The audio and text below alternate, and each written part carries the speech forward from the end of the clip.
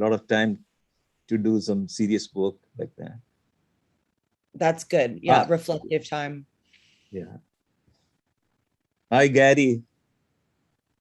Gary, can you hear me? Yes, hi, George. George. I'm not far from you. I'm in Toronto. Yeah. All the leaves are yellow. All the leaves are yellow. And yeah, right. Here also it started.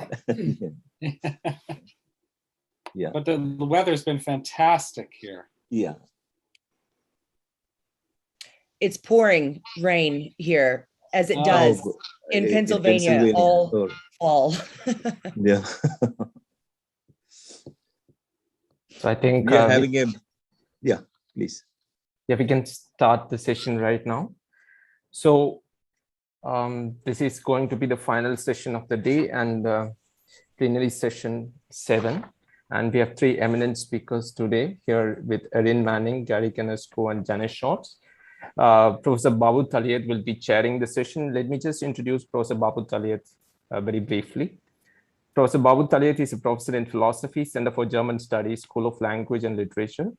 School of Language, Literature and Cultural Studies, Jawaharlal Nehru University, New Delhi. His research interest lies in epistemology, history and philosophy of science, early modern mechanical philosophy, philosophy of mind, aesthetics, theory of perception, modern philosophy, late medieval scholasticism, and film theory.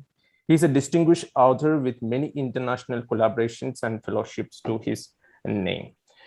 Professor Taliat, I welcome you to the session, and it's over to you. Thank you so much. Thank you, Manoj. Thank you. So welcome to this last plenary session with 3 speakers. We have Erin Manning, Gary Ginesco. Am I pronouncing rightly? I think, yeah. And Jani Schwartz. So we will start with Ms. Erin Manning from the Concordia University and Sense Lab, Canada. And Ms. Manning studies in the industries of philosophy, aesthetics, and politics, and concerned always about alter pedagogical and alter economic practices. 3E is the direction her current research takes, an exploration of the transversality of the 3 ecologies: the social, the environmental, and the conceptual. So now Erin Manning will speak on schizing and archiving. I don't know how to pronounce it rightly because SCH in German is Scha, when I think in English, schizing and archiving. Okay, yeah, it's floor is for you, Ms. Manning. Yeah. Thank you. It's great to be here. Thank you for organizing this, everyone. So just before I get into the little piece that I'll be giving, I thought I'd give a few pointers to the strange title, Schizing and Archiving. What I'm going to be presenting is a short manifesto. It's dedicated to Anne Quérien, who you may know as a collaborator of Guattari's. And Anne Quérien is somebody from whom I've learned a lot and who I turn to whenever I'm trying to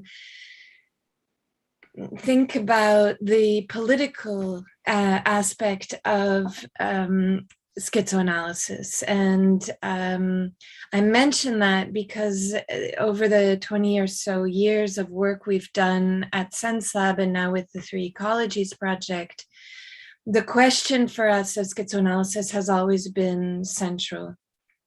We've been very influenced by the work of Laborde, but also very influenced by the proposition of Guattari and others that schizoanalysis had to do its work in all the interstices. And so we've tried to take this to heart and to learn from it in collective work. And it's been extremely difficult, as you can imagine.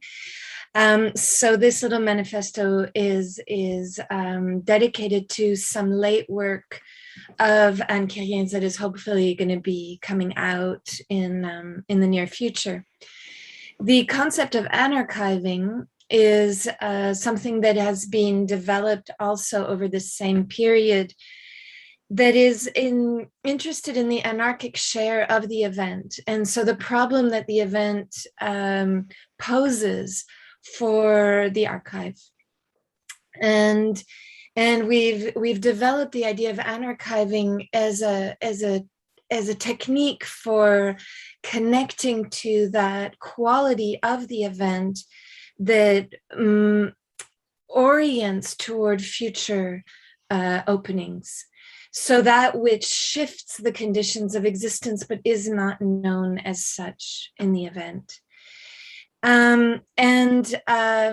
Just because this little piece that I'm reading comes at the very end of my book for Pragmatics of the Useless, of course, it carries something like 400 pages of concepts that have been developed. So one thing to perhaps keep in mind is that the book functions in a logic of what I call approximation of proximity, where I'm really trying to think about another logic than that of direct adjacency or causal logic. I'm thinking about a logic of mutual inclusion. And this logic of an approximation of proximity is coming into itself through a constant exploration of the relationship between Black life and neurodiversity. And the concept that functions across that approximation of proximity is minor sociality. And minor sociality is what I think schizoanalysis produces. So trying to think about the group subject and the ways in which the sociality produced in the context of the group subject is not a subjectivity of frontality. It's a minor sociality in the sense that it is imbued and invested in the overlap and the transversality of the three ecologies. So that said, I'll just go straight in. Schizoanalytic anarchiving. Schizoanalytic anarchiving magnifies the anarchival tendency moving through all schizoanalytic practices. A technique for making felt the diagram of the movement that composes us, schizoanalytic anarchiving refuses to draw strong lines between bodies and the ecologies that compose them. Schizoanalytic anarchiving is a practice for inventing new ways of becoming social and for mapping the socialities that exceed us. Schizoanalytic anarchiving is a schizogeographic practice for minor socialities. 1. Make it trans-individual. Schizoanalysis moves beyond the focus on the first person singular. Quote, psychoanalysis transformed itself into the shoring up of the self. Carrier. The work of the schiz is to make felt how the self was never one. Create techniques for augmenting complexity such that new flows reorient blockages. Follow the flows not toward scarcity, but toward abundance. Abandon the psychological subject. Embrace the excess. Compose with the alter economic that moves through that excess. Invent with the minor socialities that flow to the surface. Listen to the rhythms of the parastrata, sides and B-sides, and the irreducible forms and milieus associated with them. Deleuze and Guattari. Draw new lines that angle transversally across the strata. Don't be fooled by the hardness of a surface. Make it irreducible. Find the resilience in the between. Note that the process is collective. The trans-individual always precedes the individualizing force that comes with the selection of one tendency above all others. Draw a diagram of the tendencies. Note that the drawing itself shifts the sociality. Never assume an exteriority. Don't create an inside. Invite a sidling gesture that shifts at the rhythm of what moves between on the transversal plane of the parastratum. Note what stands out. Note the ways in which the dominant tendency seeks to take over. Note the ways in which you might be moved to archive the tendency. Don't archive it. Move in the rhythm of what exceeds archiving. Tend toward the anarchic share. Recognize that trans-individuality refuses a strong demarcating line between analyst and analysand. Schizoanalysis is always in the midst. It moves the diagram that we become. Quote, schizoanalysis, a term invented by Guattari that signifies an analysis that does not propose to annihilate contradictions, establishes, to the contrary, continued variations and multiple interferences. Quérien. 2, transversalize the collective. The trans individual is already collective. Collectivity is not the sum of the parts. It is the excess that moves across all comings into experience. Schizoanalysis tends this transversal quality. It is always a practice for and with collectivity. Schizoanalysis lives at the interstices of the 3 ecologies, the social, the conceptual, and the environmental. Schizoanalysis orients to the ecology of practices. Schizing and archiving tends to the ecological share of movements in the making. Schizoanalysis is committed to a politics of affirmation. A politics of affirmation must never be reduced to a simple yay saying. A politics of affirmation moves with the break, inventing modes of bodying for unstable ground. Relays are key. A relay does not have to be hand to hand. It can be technique to technique, minor gesture to minor gesture. Minor gestures are always transversal. Their capacity for variation de-sediments the strata, revealing parastrata. Pulsing across planes of legibility and intelligibility, they make felt what risks remaining unregistered. Schizing and archiving does its work here in the paradox of registering the unregisterable, creating bonds with the ineffable. Schizing and archiving moves obliquely. Its power lies in the agencement it facilitates. It is never a general category. Its practices are not transferable. The schiz cuts across a field of tendencies. Schizing and archiving conjugates those tendencies not to add them up to make a workable sum, but to connect to the differential that is the motor of the movements themselves. Schizing and archiving follows the fault lines and calls for new ways of living at their precipice. To practice in the mode of schizing and archiving is to become sensitive to movement beyond displacement. The schiz is not a call to do more. It is a call to connect to what is already doing. Anarchiving traces what reverberates in that doing, curious always about the singularity of what inflects, tuning to the rhythm of the break. The creative pull of schizing and archiving resists the call of capital. It cannot be quantified. Schizoeconomic, it pulses at the aneconomic edge of experience, valuing what infra-thinly moves in excess of the shape things take. Schizing and archiving is ecosophical. It cares for how body worlds come to be and how their socialities express themselves. A minor sociality is lured into expression by a schizing and archiving that calls from an ecology of practices the minor gestures that run through it. Schizing and archiving is always a practice of the more than one. 3, move beyond the face, move beyond the face-to-face. Neurotypical socialities privilege the face-to-face. Without a focus on the face, we are taught communication falters. Averting eyes means averting attention, and lack of attention implies lack of presence. Sorry, should I pause for the noise that's coming in? To mute them, I think Akshay Kumar should mute your mic. Just messaged him, yeah. Is it all right if I mute him from my end? Please do. He's muted himself. Thank you, sir. All right, I'll start that section again. 3, move beyond the face. Neurotypical socialities privilege the face-to-face. With a focus on the face, we are taught, communication falters. Averting eyes means averting attention, and lack of attention implies lack of presence. Eye contact is the measure of engagement. Schizoanarchiving resists the call to the face as eyes. It mistrusts the affective tonality the face calls forth. It resists the assumption that facial expression as it moves from eye to eye signals presence. It does not believe in the interiority promised by the eye to eye.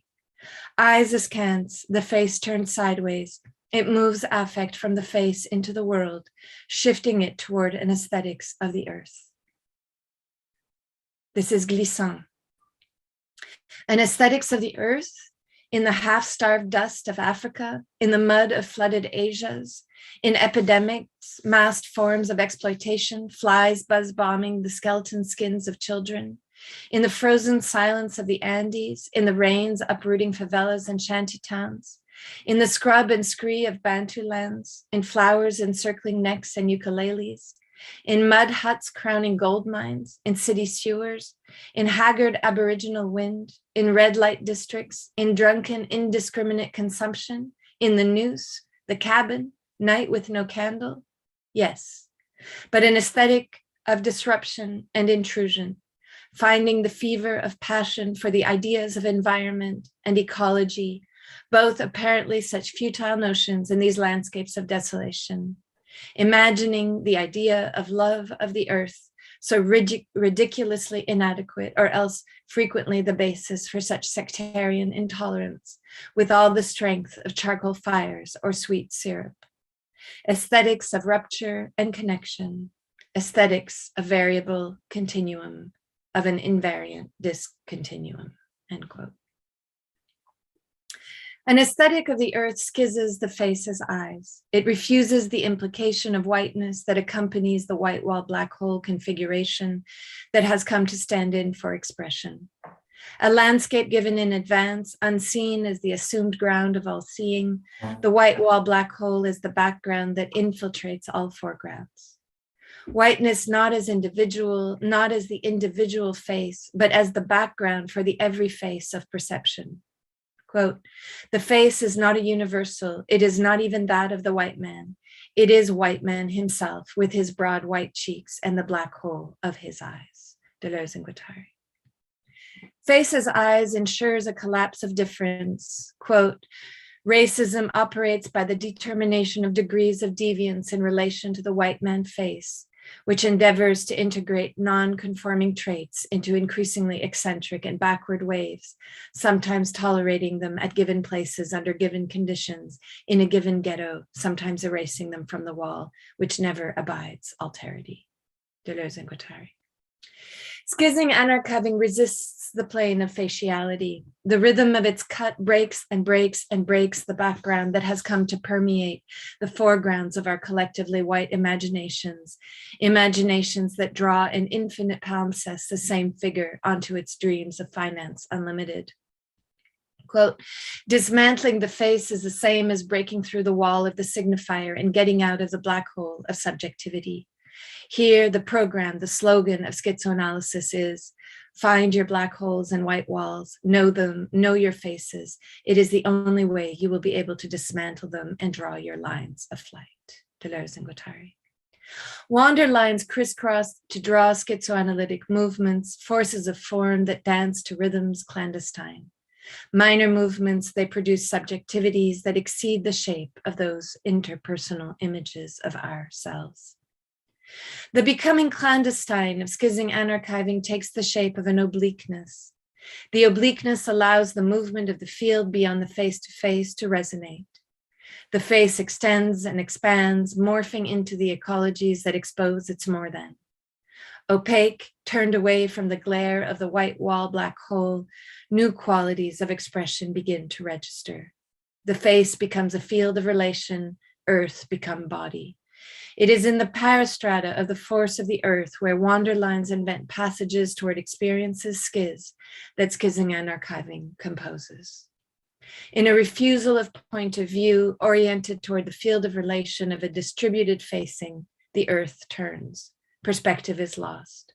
Crouched, earth toes verge, bodying slants toward postures unknown. In tune with the more than of territory, schizing and archiving reaches for that which expresses itself in the acrossness of times, geological and cosmological. Schizing and archiving practices and aesthetics of the earth. 4. Schiz the cartography. Schizoanalytic cartographies are cartographies for practices under variation. Quote, there is no schizoanalytic cartography that is fixed and unvarying. Rien. Move in the tending in an aesthetics of, quote, rupture and continuum, of a variable continuum, of an invariant discontinuum. Glissant. Draw yourself an errant cartography, work on the bias, follow the inflection, reach, lean, keen, touch the contours, feel the eye beyond the socket, in the crack of the pavement, the rent of the bowl's chipped surface. Don't trust in geographies of beginnings and endings as though a body or an earth could be made whole. Beware of time measured. Don't become a position, resist distantism. Take a rubbing, use it to feel the surface differently, smudge the charcoal, cover the white wall of your presuppositions, cull orientations from the force of an inclination, return to what you didn't see, feel it in the emergent cartography, acquaint yourself with the landscape, beware of the transcendent gaze, be queered by existence, be mere in the instauration of all that erupts at the interstices of stone and paper. Take the pulse of a solitude. The more than is of you. We are never alone.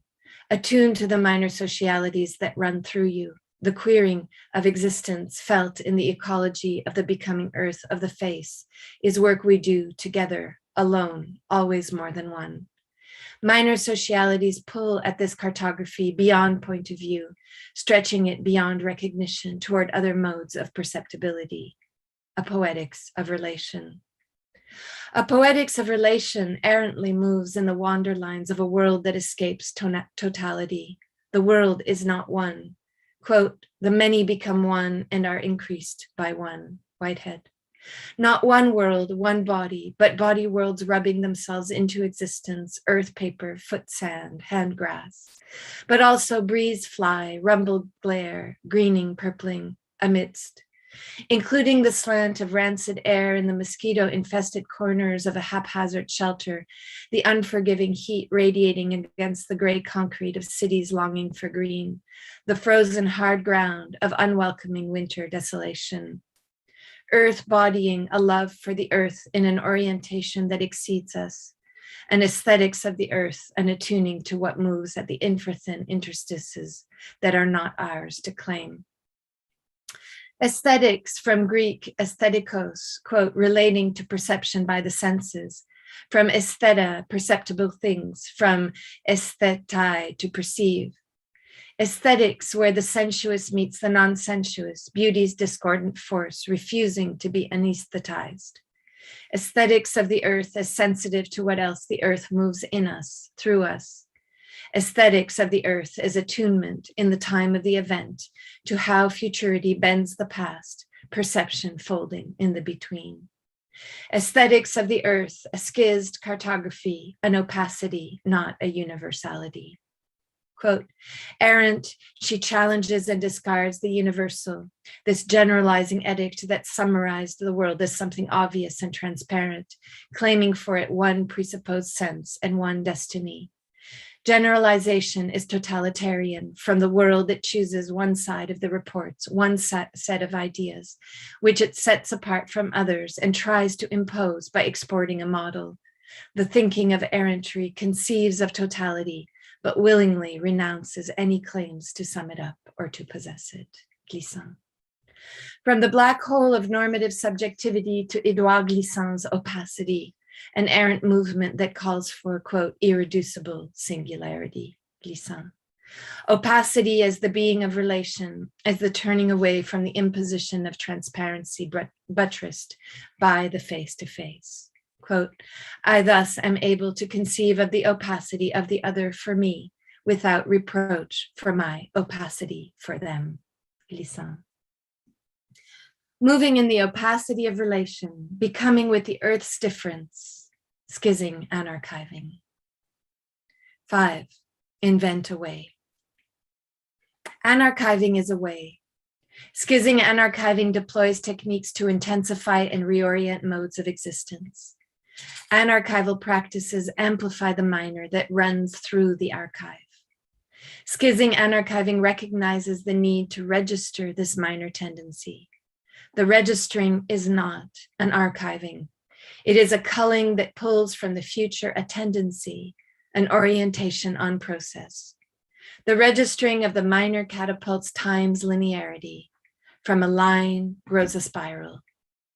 What is felt in the catapulting is potential. Quote, the work of schizoanalysis is to restore to the event its value as event. Quérien. The value of the event is only palpable as anarchic share. What it anarchically carries forward is its value. To place value anywhere else would be to impose it onto the event from the outside. An emergent quality of existence, the event values only its capacity to seed itself forward. Schizing and archiving is the recognition that all schizes anarchive. All schizes create unmoorings that produce effects.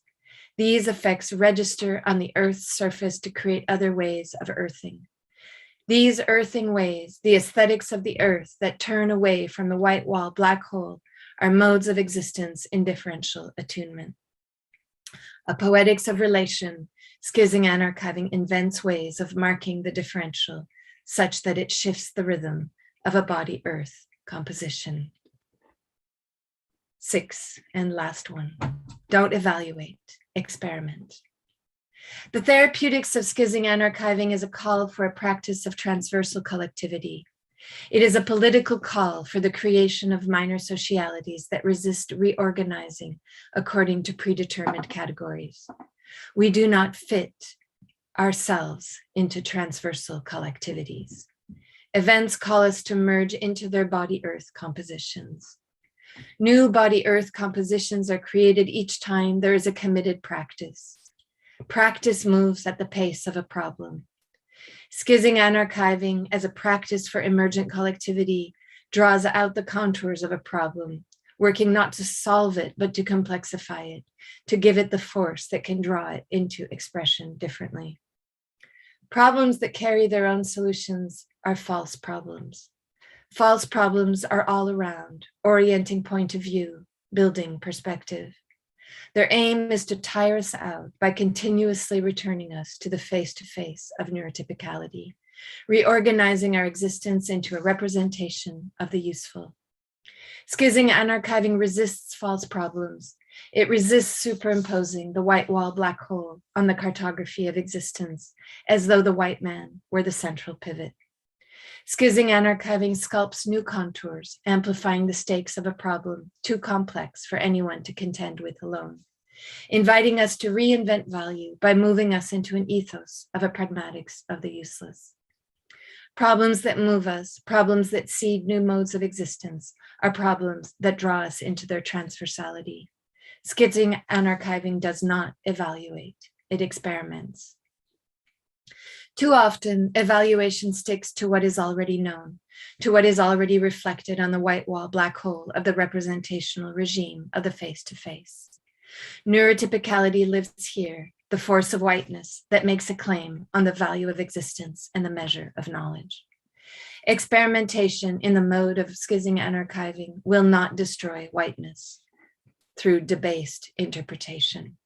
The aim is not to approach the norm frontally. Schizing and archiving develops techniques to shift the frontality toward an obliqueness that transversalizes expression. New angles of expression shift the posture of the body earth toward new inclinations. These inclinations unsettle the stratum, angling the surface of experience. It is here in the experimental potential of a vacillating body earth that schizing and archiving diagrams existence. Thank you. Oh, thank you, Erin Manning, for this interesting talk. Very coherent and clear, clara et distincta. Well, when I was reading the abstract, and I could not make out, like, of course, introducing many fundamental notions and expressions as many aporias of exteriority, of faces, of eyes and gazes, of many forms of collectivities and aesthetics of earth. Yeah, now the floor is open for questions, remarks, comments, and we have, I think, 12 minutes, no? No, Yeah. Professor Talit, what we can do is like we can have all the speakers speak and then we take Right. the whole, yeah. Right. So then please just note down your questions and comments as a response to the first talk by Erin Manning. So we'll move on to the next speaker, Professor Gary Genosko, Professor of Communication and Digital Media Studies at Ontario Technical University in Oshawa, in Canada. He works on communication and culture theory, subcultures in the digital underground, and whistleblowers. Post-media communication modeling, critical semiotics, and media ecology play important roles in his writing. His philosophical interests include the philosophy of Felix Guattari, and he has authored and edited numerous books on Felix Guattari. His global research footprint was established by bringing the writings of Guattari into the conversation about contemporary continental philosophy and media theory. And with a landmark monograph, a book, the Guattari Reader, published in 1996, and many monographs, Baudelaire, and to his credit. So now Professor Genosko will speak on chaosmic immanence and the Zen schizoanalysis. Professor Genosko.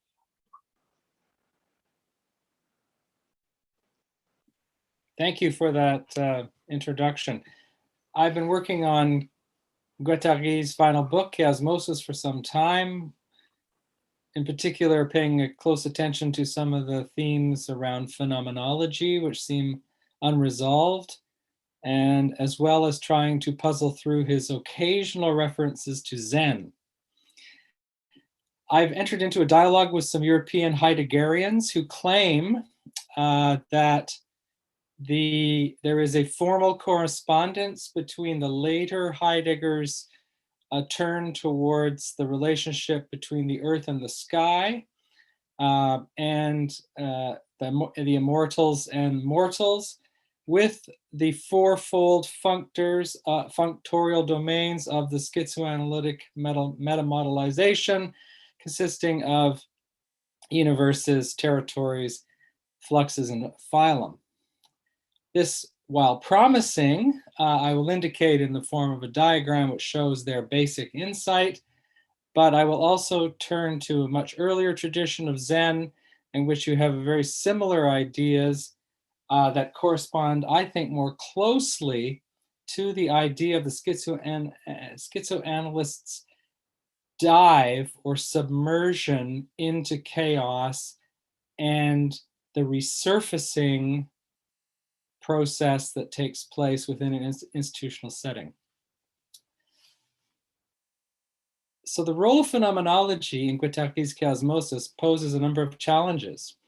His reorientation of intentionality, for instance, as non-subjective, that is, as attachable to entities in the middle of a continuum between subjects and objects, invokes an animistic reference that also undoes the dual relation within consciousness of the ego and object poles. At the same time, Guattari invokes a Peircean triadicity, which appears to seal the fate of transcendental phenomenology as overly dyadic and consciousness-centric, whereas Peirce appears to allow, at least within the concept of the interpretant, a wedge to be driven between the interpreter and the interpretant. The interpretant is more like an interpreter who is a translator. That is, reaching out beyond a purely mentalistic event to what Umberto Eco once called a cultural product. The interpretant in Peirce is a third, which is a habit, irreducible to a mental event and to any dyad. Guattari's brushes with Heidegger culminate in his dismissal of being with a capital B as an impasse, what he calls a homogenetic instance, and that ontological productivity in no way leads to an alternative between being capital B and beings small b, or between being and nothingness for that matter. Yet there are moments at which Heidegger's later fascination with the earth and the fourfold of earth, sky, mortals, and immortals are detectable in Guattari's choices of the four functorial domains of the unconscious and of the fundamental role played by the movement downward and then rising upward again of the schizoanalysts plunge into and passing through an earthing of chaos and emerging chaosmosis, following a path that Guattari describes as stretching between chaosmic homogenesis and complexual heterogenesis.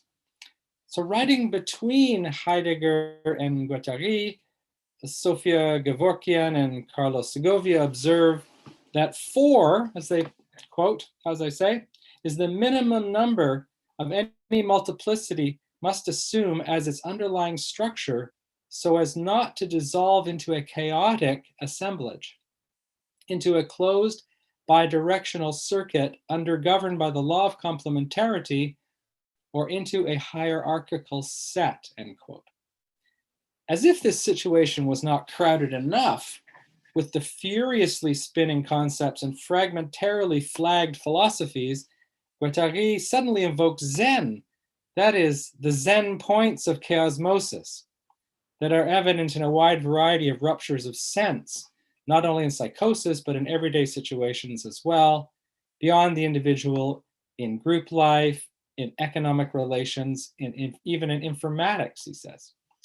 That these points can be extricated by the schizoanalyst is Guattari's focus, for the purpose of restarting experimentation towards complexification by means of launching new arrangements of elementary entities. None of this is guaranteed, none of this is predictable, he says, but it does require, he insists, giving up on all of the massive binary oppositions like the Sartrean ontology of being and nothingness, instead substituting for that existential intensities. And all of these rapid fire references, these quick deployments of concepts, these staking of claims, run the gauntlet of philosophical obstacles, while conceptual gestures hint at escape routes. So Guattari's efforts to overcome what he calls axiomatics with two terms, hierarchical and imbalanced dualisms and oppositions, and mechanical oscillations between pairs, strike the set for the introduction of a Zenic countenance in pursuit of non-duality, but in the shape of a movement of submersion into the depths of living and the extrication of Zen points. Peter Palpelbert, quoting Jacques Schott, explains, and I quote, "In its critical moments, life plunges into the depths from where it eventually resurges. The depth is indefinite and an obscure ground, irreducible to an object or an ontic determination. Rather, it is a question of pathic experience and experimentation. As Victor von Weizsäcker put it, the pathic state is basically a synonym for the disappearance of the ontic determination. So the non-discursive, non-objectifiable, affective apprehension of subjectivity is existential rather than ontological. What is indeterminate rather than determined. Experience of the depth is originary, conceptualized by von Weizsäcker in his pentagram of pathic categories: wants to do, able to do, dare to do, must do, and expected to do. These verbs may fix the passions of existentialization through the forms of verbs, right? Through their forms, before they're conjugated.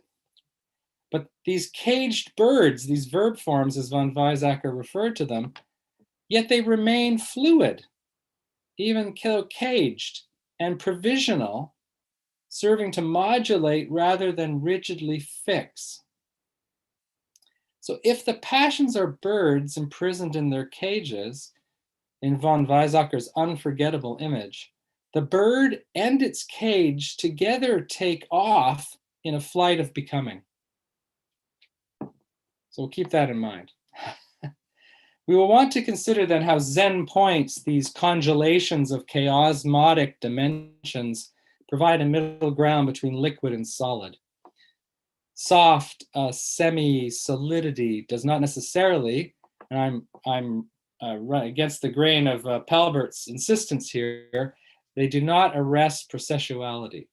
Rather, Guattari separates this lumping together from psychotic petrification and indicates that it can be found in nonsense, in the lapsus and symptoms, aporias, somatic scenes, familial theatricalism, and institutional structures as well. These points are also found well beyond the individuated psyche. They are not necessarily implosive and thus negative. It can go either way. They can be used positively. They are not immediately indicative of existential freezing, nor of stasis, nor certainly not a degree zero of subjectivation. Given that Zen points are found in the very places where sense collapses yet continues to promote and generate new ontological mutations, they require a careful, studied response by the schizoanalyst. For it is easy to misuse them, despite themselves, in a way that one remains intentionally blind to in the unfolding of a process leading to petrifaction. Further, we consider the relation to the depths, submerse and resurface. Having confronted the heaving earth and heterogeneity of intensive elements, making a body without organs would be for a schizoanalyst an act of reinvention and preparatory measure, fabrication for the sake of permitting circulation, the two steps outlined in 1,000 Plateaus, giving up the distancing mechanism of the white smock, the nosographic categories, the ready-made codes and interpretations, and any unnecessary resurfacing markers. For Guattari, these would necessarily betray the chaosmic texture of psychotic transference. Identification and extraction of Zen points assists in the population of the body without organs. Reinstallation of processual complexities on the chaosmic plane of immanence acquires a pragmatic inflection. But this movement also evokes the Zen stories of the Soto school, especially those concerning the relation between the ground and the sky, falling on the ground, rising from the ground. There is no way to rise apart from the ground, unless it is from the sky. So a brief attempt at diagramming these relations will be made. First, though, Guattari's thesis in chaosmosis is that analyses of the subject will be displaced by an emphasis on subjectivity. Subjectivity is always partial. He emphasizes the pre-personal, polyphonic, collective, and machinic facets. Elsewhere in schizoanalytic cartographies, he refers to subjectivity as irremediably fragmentary, perpetually shifting, spaced out. Subjectivity is displaced from the individual and from enunciation by humans as well. It is de-psychologized, if you like. These cascading decenterings of the subject individual as a nucleus of expression reposition subjectivity in relation to objectivity. This involves what might appear at first to be a paradoxical characterization. On the one hand, Guattari retains the founding instance of intentionality with regard to subjectivity, but secondly, only insofar as the subject-object relation can be taken by the middle, citing the example of the Persian Interpretant by the foregrounding of the expressive instance. This middle is none other than the pre- or paradualistic partial subjectivity, whose polyphony is not yet captured in its emergence by apparatuses that seek to desingularize it for the sake of the perpetuation of dominant models, like those of capitalist subjectivity or serial subjectivity. The Persian Interpretant is a feature of tripartite signification that involves sign and object, but is itself determined by the sign selection or focus on specific aspects of how it signifies its object. The sign is capable, it is written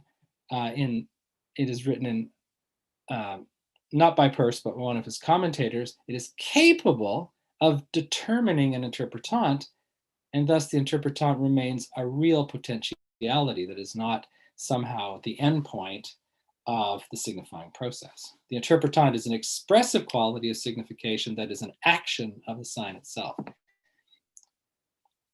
Further, Guattari's recourse to enunciation loosens it from linguistics and from most semiotic categories as well, for the sake of an enunciative assemblage that traverses, as he puts it, an ensemble of heterogeneous expressive materials.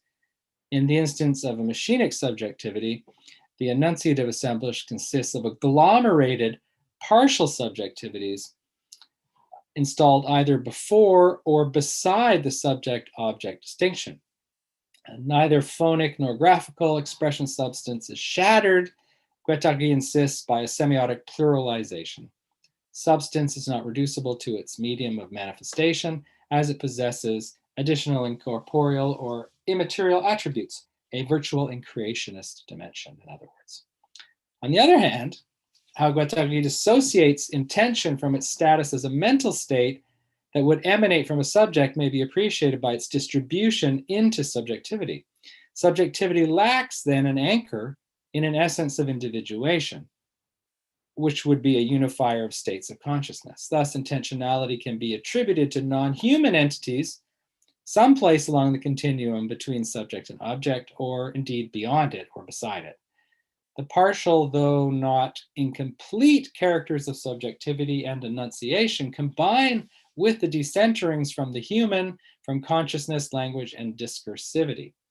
This points directly to the animism that runs through chaosmosis, and to Guattari's attempt to refound psychoanalysis based on insights into the fusion of the subject and object that appeared briefly in suggestion, in hypnosis and hysteria, as well as in infantile and psychotic transitivism. Anthropologically, in the phenomena of mystical participation, a kind of imaginary transitivism, collective subjectivity is invested in objects, and this is also included by Guattari as an example. Beyond this, intentions attributable to invisible spirits may be clarified by the work of diviners in non-Western ethno-psychiatric traditions. After all, to put it in the terms of the anti-Oedipus, primitive cures are schizoanalysis in action.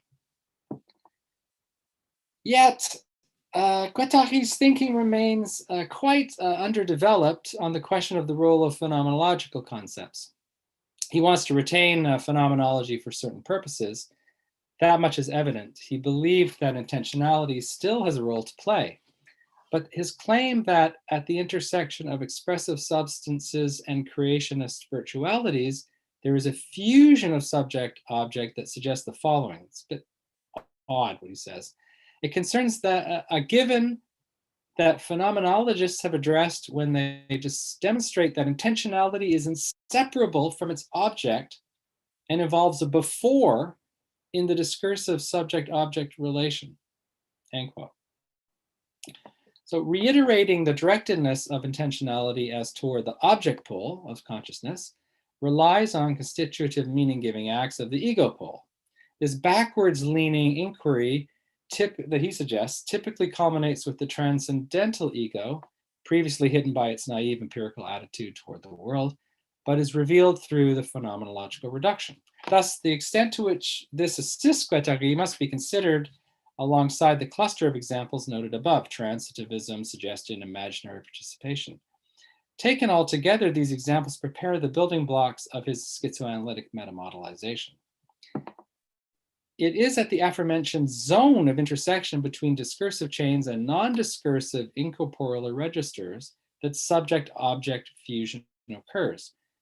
Prior to the separation of subject and object, so prior to the sort of noetic, noematic relationship, Guattari locates a non-discursive pathic subjectivity, not subject, that self-actualizes with reference to the coordinates of energy, space, time, and language. That is the discursive reference points. So the pre-discursive kind of pulls itself through these reference points from the non-discursive into the discursive. This places pathic subjectivity at the root, Guattari says, of all modes of subjectivity, even those modes that seek to marginalize or bracket it, positivism and scientistic psychoanalysis in particular. He says the paradox resides in the fact that pathic subjectivity tends to be constantly evacuated from relations of discursivity, although discursive operators are essentially based on it. Guattari then contrasts pathic subjectivity with rational capitalistic subjectivity. In so doing, he populates his non-discursive category with affective, prepersonal, prepositional, qualitative features not yet identified through distinctive oppositions, linear chains, or banked memories. And it is to the discursive category that he assigns quantification, expenditure of energy, location, and other extensional coordinates. Pathic subjectivation is a concept Guattari coins by borrowing from von Weizsäcker's pathosophy, in which the pathic or affective experience of the world is contrasted with the ontic that is determined objectively by numbers and causality and other discursive coordinates. In the schizoanalytic cartographies, Guattari attributes to von Weizsäcker the very idea of subjectivity as the movement of a relation to the ground in the non-discursive dimension, which is delineated on the basis of two endo-referred domains, the territories and the universes, as opposed to the exo-referred discursive domains of the flows and phyla in the meta-model of the unconscious. Basically, Guattari reframes von Weizsäcker's categories, and he then borrows von Weizsäcker's twofold orientation towards subjectivation and crisis as a lived phenomena that reveals in a heightened sense the importance of the pathic dimension as the ontic, the medical representation, or what the clinician would objectively do, while this falls away. While von Weizsäcker uses suffering and undergoing life as the key moments of pathic experience that, as he puts it, can only be localized at the point of intersection of the metamorphoses that produce them, it is in a crisis state that transformation makes itself known. Crisis is dynamical. The ground, as Palpalbert observes, erupts. Crisis situations are passed through and subjectivity emerges anew. As Guattari explains, it is in passing through this chaotic earthing that something becomes possible. So the link between crisis and creation is key here, and Guattari indicates that psychosis starkly reveals, as he puts it, an essential source of being in the world. When the ground erupts, the ground prior to discursivity, its pathic consistency, he states, literally leaps at your throat. Schizoanalysis has the task of mapping the capacity to undergo affects, not by way of passive acceptance, but by absorption, one of Guattari's favorite descriptors of pathic subjectivity. So in this sense, affects are becomings just as crises are creative. So let's try to define with Guattari such a ground. It is not being with a capital B. It is real, already there, virtuality, not reified as real with a capital R. That is as a category. It has textures that ontological intensity displays in a variety of different tonalities and colors. These are heterogeneous differentiations, and each segmental domain of the meta model has entities assigned to it, even though they are also shared. The ground heaves, it is dynamic. Eruptions come in different styles and can be signed and dated, he says. Across the ground, entities are moving at infinite speeds, but finite speeds are also present. This ground is chaotic, already loaded with complexities, forming nuclei of chaosmoses available for the development of existential anchors. Chaos and complexity are not akin to dual drives, but oscillate and interfold in a mutual self-enrichment and interwoven enablement. Eruption of the ground is Guattari's ontological description of psychotic chaosmic experience. Eruption is localizable in von Weizsäcker's sense of the event of undergoing life being indexed to the metamorphoses that produced it, And Guattari follows him in this regard, adding the signature and date stamps, and how the pathic relationship with the event changes everything, but with a new emphasis. The event is inseparable from the texture of the being brought to light. Not then what produced it, but what is produced by it. The proliferating complexity that emerges from chaos, and how this is re-chaoticized in its very emergence as complexity. At the source of the world's constitution, there is always a certain modality of chaotic discomfort, Guattari underlines.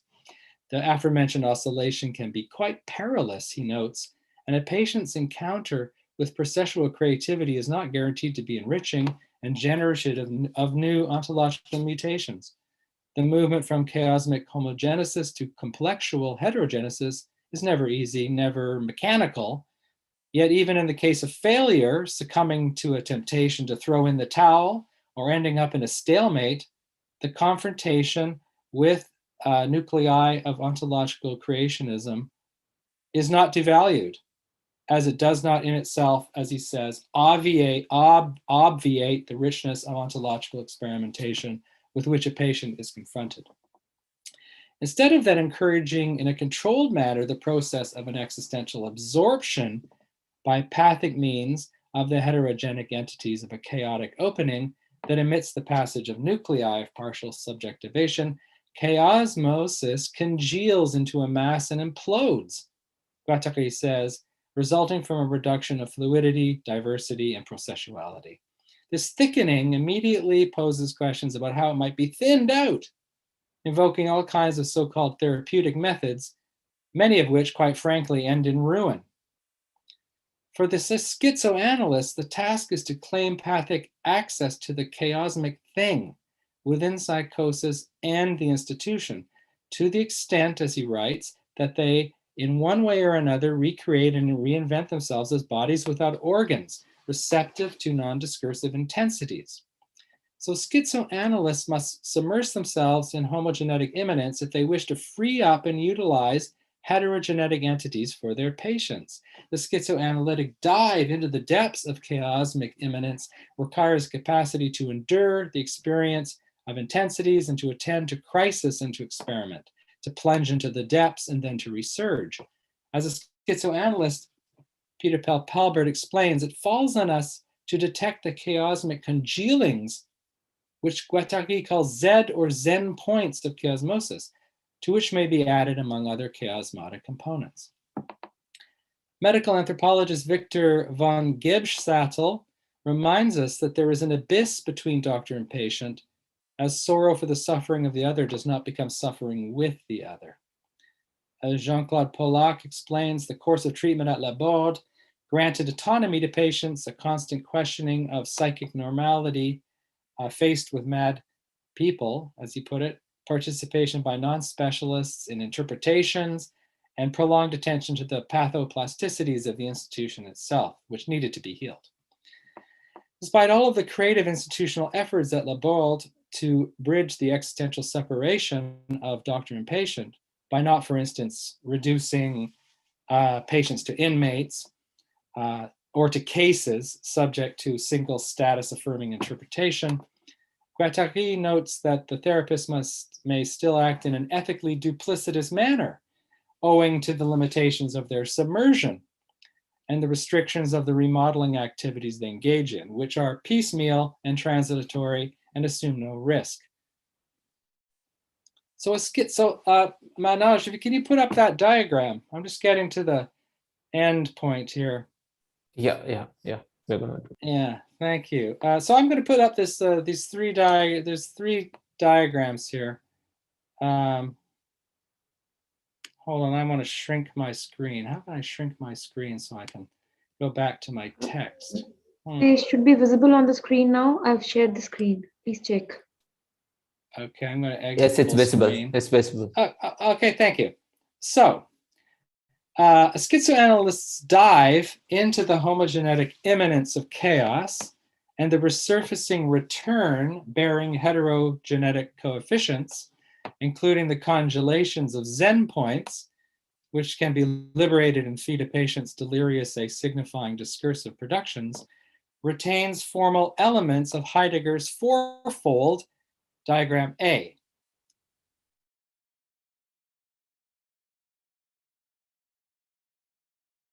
Schizoanalysis, that is diagram C, and Zen Buddhism, diagram B. The relationship between earth and sky, figurable as a mirroring reciprocity of a dynamic dualism for Heidegger, contains elements from a dialectical Zenic lesson on suchness, only to spill into, in the countercurrent of Heidegger's lineage, as Pelbart hints at, the Pathic diagram of C. Right, so you have in C, the schizoanalytic diagram, which is more or less an extension of the other diagram. So you have Heidegger, then you have the Zen, the Shoto school Zen, and then you have the schizoanalytic version. So in diagrams A and B, the vertical relation of sky and earth populates the clouds with gods, as Heidegger, first of all, and the earth with terrestrials, whereas in Zen it signifies emptiness in heaven, enlightened old and new Buddhas, and striving adepts on the ground of existence. The movement of falling and rising is illusory if it is only by the ground that one rises. Without incorporating the sky, one has misheard the ancient Buddha. To see the true measure of the sky-ground relation, one must grasp that to arise from the ground requires the sky, and to arise from the sky requires the ground. So this is the living road to the identity of opposites, whose unity is blocked by the delusion of distance, or the illusion of distance. Whereas in Heidegger, the relation, while dynamic and disequal, is based on reciprocity. So these are formally parallel, but logically distinct. And yet they line up in this way if you try to map them out, at least in a preliminary way. So finally, I'm just getting to the end here. The diagram C sets out pathic relationships between schizoanalysts and psychotic patients, to which, to quote Pelbart, the complex and immediate body-to-body relation with the intensive and infinite movements put at risk a plurality of temporalities, fragments, disjunctive syntheses, transversal schizoconnections, collapses, paralyses, slips, and destructions of sense. Being and the signifier have no plinths, plinth as in a sculpture sitting on a plinth. But the schizoanalyst plunges from the platform, the prepared platform, diving into the perilous oscillations of chaosmic homogenesis between complexity and vacuity, only to resurface with something that might contribute to a patient's desire to conjugate the pathic verbs in an exploration of the new complexities of becoming beyond what Guattari refers to as an existential entrapment. Beyond this, right? Getting beyond the entrapment. The verbs are cages, remember, but they can take off with the forces they imprison, or rather they conjugate. The diving platform highlights the necessity of the schizoanalyst's launching point for a submersion into the depths alongside patients in the work rotation, but also of Laborde indicates the degree to which it is prepared by the rhythms, routines, and relations of institutional psychotherapy, and by the aforementioned task of making oneself a body without organs, cautiously open to intensities, connections, and assemblages. The platform does not contain the entirety of a theoretical template, however. For the patient who returns to the association and to technical skills, Guattari states, after a chaosmic submersion in psychosis, does so alongside many machinic components of collective and partial subjectivation. It is not done so voluntarily, but by a kind of generalized transferential induction, he says, and reconnection with various alterities and assemblages, all of which are in play. Submersion into the unknown depth which is both indeterminate but also non-objectifiable, hence non-ontic, exposes the schizoanalyst to the unbearable intensities of chaosmic experience. But it is the sine qua non of establishing an embodied and collective pathic relationship with psychotic and other patients in an institutional setting.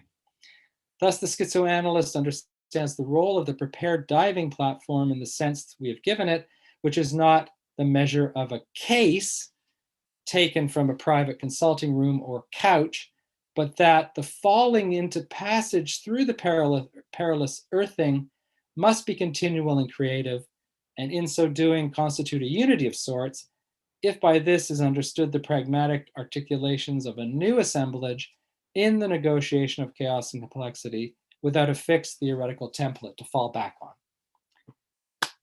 Thank you. That's the end, reached the end. Thank you, Professor Ionesco, for this very interesting talk. I mean, in fact, some of the points in the beginning that reminded me of some of the seminars in Freiburg in Breisgau, where I studied in the philosophy, I mean, not in context of Deleuze and Guattari, but Husserl and Heidegger. And particularly this, one of the main points like this, that middle of subject and object. So we had a kind of long discussion on the hyle, that the residuum in this process of intentionality, what is left over in the consciousness that forms an interface between consciousness and reality, as interpreted by Jaco Hindica in one of his very interesting way of observing things. So I do expect a very lively discussion on what you have said. So we are moving to the next and the last talk in this session. Jane Scholz, Dr. Scholz is Associate Professor of Philosophy at Alvernia University in the States, and she has published articles within Philosophia, a journal of continental feminism. She has contributed chapters to the Continuum Companion to Heidegger, edited by François Raffaud and Eric Nelson, and Between Deleuze and Foucault, edited by Daniel Smith and Thomas Neil and Nicholas Morar. Dr. Scholz researches primarily 20th century and contemporary continental philosophy. Her current research is focused on the work of Deleuze and Guattari and their interlocutors, and includes subjects of dramatization, the nature of the event, transgression, immanence, powers of affect, and the conjunction of the aesthetics and the political. So now Dr. Scholz will speak on the artisanal anarchy of thinking immanence. To you, Dr. Scholz. Thank you so much. So first, I'd like to thank you for inviting me, and also thank all of the organizers for the immense amount of effort. It's really quite impressive, all of the different time zones and all that the work that you've put into this. And so I appreciate it. Thanks to the participants and also my fellow panelists. I feel like I have a sort of privilege in going last because I get to hear all of your work and be inspired by it. And so I can't help but playfully think, as I'm sitting here looking at our little boxes, of Alice in Wonderland. So with Erin and I, with our bookshelves and sort of the sort of ungroundedness of Alice falling through the tunnel.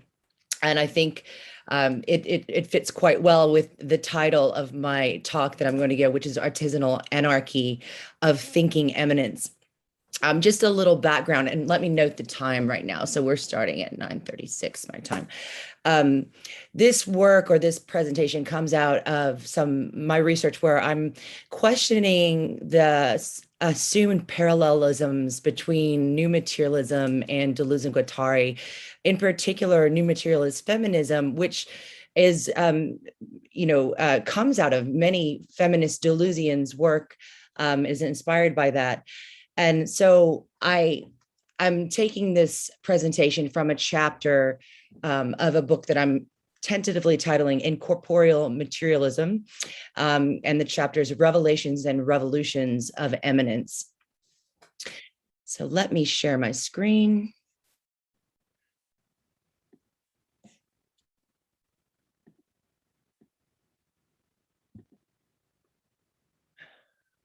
Okay, here we are. So, oh, there we go. All right. So as you can see, the title. So in his final book with Guattari, Deleuze claims immanence is can be said to be the burning issue of all philosophy. Influenced by Spinoza's monist ontology, Deleuze endorses a concept of pure immanence, where immanence is not immanent to consciousness, but a field out of which all entities and beings, concepts, and thoughts emerge. The plane of immanence must be unconditioned, entailing that everything must arise from within or because of immanent relations. This would have to include sense and thought, which we cannot consider to be imposed on materiality as a way of generating entities or forms in the traditional sense of idealism. Indeed, one of the central questions from difference and repetition and a logic of sense is, how do ideation and thought arise? What is their genesis? Many see an affinity between Deleuze and Guattari and new materialism on this issue. Karen Barad's understanding of discursive practices as material configurations is often seen as providing an explanation of meaning that bypasses the materialist-idealist divide. Wresting sense and meaning away from the ideal or the transcendent, Barad conceptualizes the materiality of meaning by incorporating the ontological insights of quantum physicist Niels Bohr, who theorizes meaning making and concept formation in strictly materialist terms. He extrapolates from quantum observation of the eliminability of the measuring apparatus and observer from results that concepts are just the specific physical arrangements of any experiment. Meaning is the result of the multiple parts of this apparatus as a whole. Barad takes Bohr's insights out of the laboratory, extending their ontological implications to all material configurations, developing the basic principle of intra-activity as an open-ended process of material reconfiguration. Since the apparatus is applicable to all material configurations, the need to posit an observer who arranges an experiment is eliminated. There is a commensurate extension of the concept and meaning. Concepts are just these material arrangements. In defining concepts thus, Barad transfers agency over to materiality as such, and is thus able to better make sense of the case for meaning making beyond human-based activities. One difficulty with Barad's claim seems to me to be the implicit move from delineating different modes of agential powers to the equalization of these forms. Although the desire to establish a more horizontal ethical ecological sensibility is admirable and exemplifies the new materialists give, and the examples that new materialists give do illustrate that there are meaningful processes that fall outside of human interactions. The slippage from presentation of a kind of knowing or responsiveness towards that kind of knowing being reason to cease to consider or postulate the importance of consciousness and to celebrate the eradication of this gap between direct action and what we might call contemplative or reflective delay does not do justice to the level of meaning or different levels of meaning or sense. With respect to Deleuze and Guattari's understanding of concepts, with respect to the Deleuze and Guattari, understanding concepts as simple arrangements or physical arrangements does not help us gain clarity about thinking itself, and in fact, bypasses the need to address the thorniness of the ontological status of thought. Extending meaning beyond what is normally understood under the auspices of intentional and transcendent ideas is important work that Deleuze and Guattari advocate as well. And to be sure, Deleuze and Guattari are opposed to the voluntarist anthropocentrism that makes human the arbiter of reality, who impose their ideas on material existence. Their image of thought, as we shall see, is beholden to the immersive, immanent conditions within which we as corporeal beings find ourselves, and thought becomes an attunement that engages and is expressed through the body. But they absolutely do invest thinkers and philosophers with some kind of agency that goes beyond thought as solely an autopoietic materialism.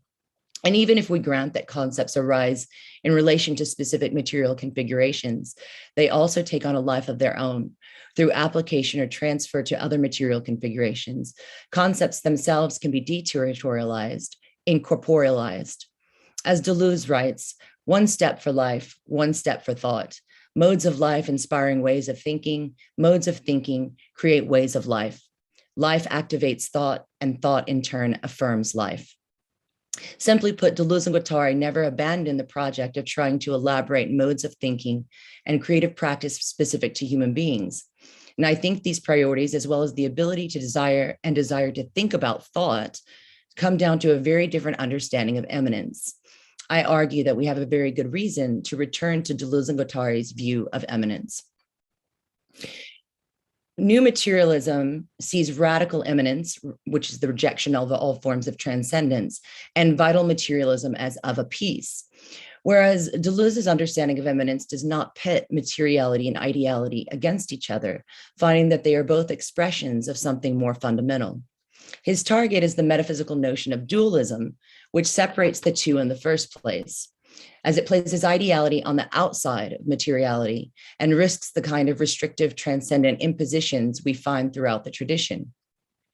This is why Deleuze can speak of the ideal, ideas, thought, sense, meaning as elements of an incorporeal strata, while materialists struggle to produce an explanatory framework that accounts for the incorporeal. For Deleuze, Spinoza's philosophy represents the purest defense of eminence over ever produced in philosophy. His commitment to eminence is reflected in his understanding of being as univocal, that there is no transcendent one that creates or from which entities emanate, and that all entities exist in and through a single substance. Bradodi claims Spinoza for new materialism, rather emphatically, describing his ontology as a vital materialism. Yet in Deleuze's analysis of Spinozism, we find eminence described as one substance that manifests itself in a diversity of ways, which include thought and matter as separate and non-analogous powers of being. Thus, Deleuze's affirmation of Spinoza resides in his provision for both materiality and ideality as attributes of one singular plane of eminence. Deleuze understands eminence in terms of the inexhaustibility of existence, both in material and ideal terms. And just because thought is always explicated in materiality does not mean it's the same thing, which is a problem for accepting a Baradian or a new materialist view. While insisting on the as yet to be known powers of body, Deleuze also insists that, quote, nothing on the other hand can be known except by thought. The powers of thinking and knowing is indeed fulfilled by the attribute of thought, end quote. What this statement suggests is that while eminence is never exhausted in either the expression or actualization of thought or extension, Deleuze is well aware that our window onto this existence is through the power of thinking. And this is why he insists on the need for a new image of thought, which widens that frame. Deleuze places Bergson in the lineage of philosophies of eminence. Quote, if one may use a Bergsonian formulation, the absolute has two sides, two halves. If the absolute thus possesses two powers, it does so in and through itself, involving them in radical unity. Particularly, these two halves of the absolute are differentiated in terms of quantitative being and qualitative being. Quote, the absolute is difference, but difference has two facets. Difference is in degree and difference is in kind. From this distinction, Bergson derives his own version of eminence, duration as a virtual, qualitative, continuous multiplicity. Deleuze's understanding of eminence is unthinkable without this intervention. Duration, the virtual, the nature of the image, and the method of intuition bring us closer to understanding Deleuzian eminence. According to Bergson, things are composed of both extended matter, which differs in degree, and have their own duration or memory, which cannot be cut up into discontinuous fragments, but must be considered as an internally variable qualitative whole that is carried along with its various modes of actualized existence.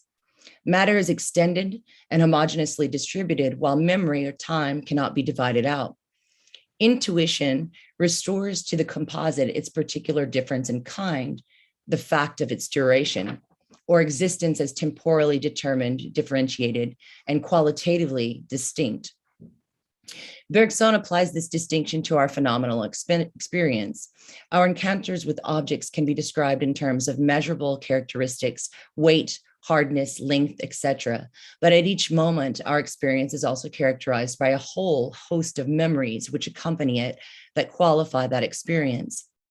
In Time and Free Will, he articulates this as an inner experience at the heart of consciousness, quote, a real duration, the heterogeneous moments of which permeate one another. However, Bergson's aim is not just to offer a description of our psychology, but to move from this phenomenal experience to a more precise understanding of the fundamental ontological nature of duration itself. We have a glimpse of this ontological duration, which involuntarily comes to us through our own experience and encounters. Quote, it comes into view like a condensing cloud. From the virtual state, it passes into the actual, end quote. That's Bergson. Although duration is not psychological, it is actualized through various psychic modes of perception and recollection. But pure recollection, duration itself, is only accessible to us by placing ourselves in the appropriate attitude which prepares us to receive it, what he calls a leap into ontology. Deleuze often resorts to examples of creative experimentation which are geared towards the provocation of our sensibilities and the thwarting of our expectations in order to produce such a new awareness of duration. Like Bergson's concept of duration as a qualitative, continuous, internally varying multiplicity, the plane of eminence becomes defined at its most fundamental level according to temporality, variation, movement, and rhythm, an early counterpart to Deleuze's late discussion of the plane of eminence in terms of infinite speeds and slownesses. Bergson's division also provides, oh no. Hold on just a moment. I apologize. Bergson's division also provides a novel explanation of perception and mind as thoroughly integrated into materiality, frustrating dualistic notions of mind and matter. And it is here that Bergson introduces the idea of the image. Bergson's image has a strange ontological status as seen below or on the screen. It's not a mental phenomena, but neither it is a material thing. Deleuze interprets this to mean that images are the fundamental features of the real. Quote, the infinite set of all images constitutes a kind of plane of eminence. The image exists in itself on this plane, end quote. The being of the image pertains to duration as a continuous field of differentiation. With respect to this ontological framework, the image has priority over the object. Everything is a conglomeration of forces and movements in more or less states of stability and instability or assemblages. Bergson and Deleuze explain, quote, at this level of universal variation, there's only movement. These movements are called images in order to distinguish them from everything that they have not yet become. This is essentially virtual. In continuous variation and relation, these images move at infinite speed, and it is only with the introduction of a gap or interval, what Deleuze likens to a cooling down, that images become matter. Quote, matter itself will be like an infinitely dilated or relaxed past. In this sense, quote, matter and mind endure at their own range of speeds, end quote. But what subtends them both is the constant variation of durée. Rather than reacting according to all facets, these images react according to specialized facets, the beginning of a sensorial and perceptive living level of existence. The peculiarity of the image is that it presents us with a double system of reference. One, a system in which each image varies for itself and all images act and react. Two, and a system where all vary for one single image, receiving actions of the other images. Regarding this second aspect, Bergson emphasizes that we immediately distinguish and orient other images by and through the image of the body. And this intervening image governs perception, which is always a partial and diminished view of its relation to other images. The tendency of perception to assume a fixed instantaneous view obscures the dual nature of images, hypostasizing the state of things in constant change and obscuring our ability to experience a world of universal variation or eminence. The intuition that he has to overcome the hypostasizing and spatializing force of the intellect in order to open ourselves to a more cosmic or ontological level of images in their variation is inspirational and most certainly applauded by Deleuze. What we are given to understand is that different types of images exist on a sliding scale that expands or contracts the virtual. The division of mind matter is revealed to be a secondary differentiation, images of duration depending on degrees of contraction and dilation. Duration, rather than merely one side of the half of the absolute, becomes the monism from out of which this traditional dualism of mind matter arise. A process that, quote, cut out matter and intellect at the same time from a stuff that contained them both, from the Bergson. Re-engaging this matrix of movement is one of Deleuze's philosophical goals. Bergson advocates the cultivation of a new kind of perceptual experience, where rather than the interval being filled with that which sustains or stabilizes or attends merely to the interests of the individual, we cultivate an openness to other durations, letting in rather than diminishing the virtual. We must also become sensitive to the way in which we are conduits or vectors of eminence, which is one of the reasons that it's difficult for me to endorse a post-humanist, anti-subjectivist aspect of new materialist thought completely. For Bergson, the individual is a window onto the eminent field, quote, as though we reflected back to the surfaces the light which emanates from them, the light which, as it passed unopposed, would never have been revealed. Our consciousness is like an interval, a momentary stopping or slowing of the infinite speed of the plane of eminence. But as we have seen, our consciousness is also the problem.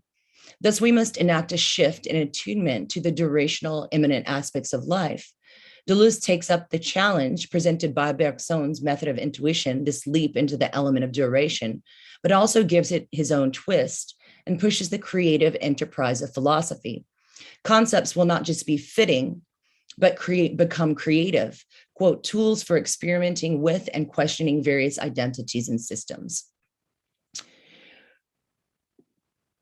What the emphasis on producing a new attunement or sensitivity to eminence, or with this emphasis on producing this new attunement, I turn to what is philosophy, where he shifts to descriptions of the plane in terms of infinite speed, chaos, and a hint of quantum theory to address the problem of thinking eminence.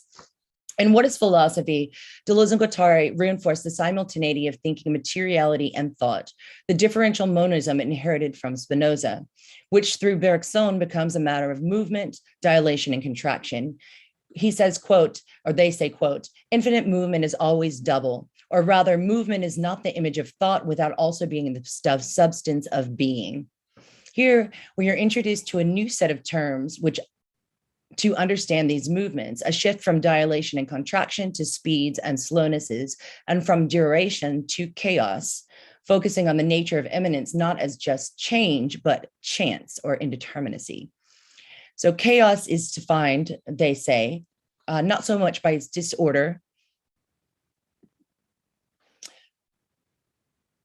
as by the infinite speed with which every form takes shape and it vanishes. It is a void that is not a nothingness, but a virtual, containing all possible particles and drawing all possible forms, which springs up only to disappear immediately. Chaos is an infinite speed of birth and disappearance. The belief that the cosmos is ordered, rational, and even intelligent commits what Deleuze would consider a primary philosophical error, to think the transcendental in the image of that which it is supposed to ground. This need to project a stable and orderly world curtails our ability to understand the true nature of the cosmos in the same way that assumption of good sense limits what is to be thought. As Deleuze and Guattari explained, chaos is defined by perpetual movements where form manifest and disappear. These flashings and vanishings are not the same thing as pure disorder, as there are discernible determinate points and relations, but these determinations within chaos do operate by a principle of indeterminacy and are governed by intrinsic uncertainty and unpredictability. Their designation of void as not nothing Within their designation of void is not nothing, they're also challenging the traditional understanding of void as empty space. Rather than emptiness or nothingness, void is understood as an informal element, predeterminate, that is full of virtual variation. Void as an indeterminate plenitude also suggests that there is no state where chaos is eliminated or movement of linear progression from void chaos to being cosmos. Chaos as the virtual realm of speeds and slownesses is in constant variation, is a feature of eminence itself, not something to be overcome. Deleuze's indeterminate includes both chaos as infinite speed, that's epistemological chaos, and fundamental indeterminacy, or ontological chaos, and thinking must account for both. By designating chaos as infinite speed, one can contemplate our limitations in computing these speeds. If immanence is composed of infinite speed, where materiality and ideal are reconfigured as unsubstantial, vibratory being, the problem becomes one of thought's response to infinite speed. The problem is bidirectional, quote, to acquire a consistency without losing the infinite into which thought plunges. Either slowing down to the point of losing the connection with life, or speeding up too much as losing oneself in a fascist or cancerous body without organs. This manner of thinking about the act of philosophical thinking retains Bergson's distinction, speed of relay versus the interval of thought, which slows down direct action and connection, rather than thought directed by self-preservation or survival.